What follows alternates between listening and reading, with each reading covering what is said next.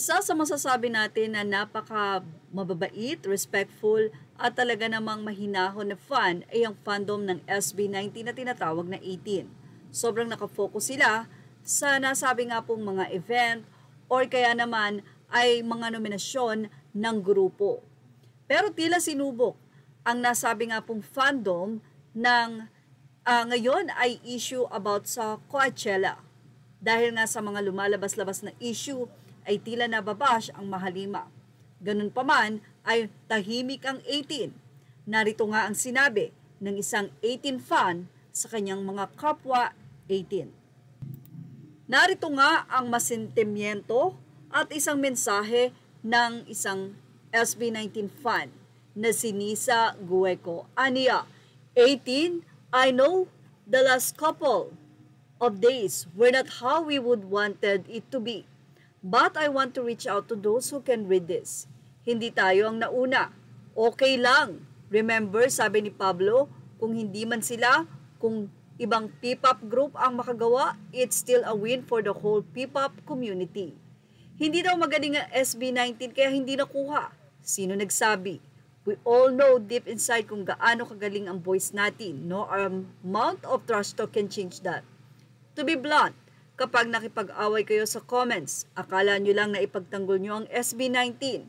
Pero ang totoo, you might be dragging them down, pwedeng isipin ng mga tao na ang bitter naman ang 18. For a more serious consequence, you might be ruining their chance to perform sa Grammys kung puro tayo away. So instead of delving into negativities and asking why, we decided to create a game plan.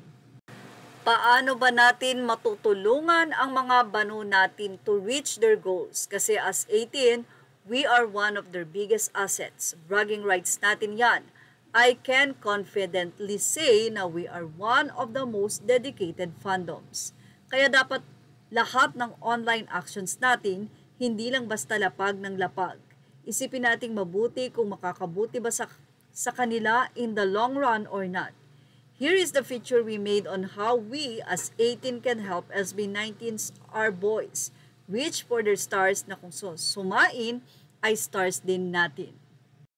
Samantala sa comment section, say ng mga 18, mababawasan ba ang pagmamahal natin sa mga banu if di sila invited sa Coachella? Valid naman ang feeling natin na malungkot para sa kanila, but then di naman dito titigil ang pag-usbong ng career nila. We know how great and humble they are. In God's perfect time, we can have our victories. Ganda. Thank you for sharing. Yun lang, may mga umaaligid pala dito. Hehehe. Let's go through Blue 18. Sino naman ang isa, may umaaligid ba dito? Bayaan natin sila, Caps. Hayaan natin sila. Enjoy natin ang wins nila. As 18, we can focus on our goals. Images are all credit to the rightful owners. Please like, share, and subscribe.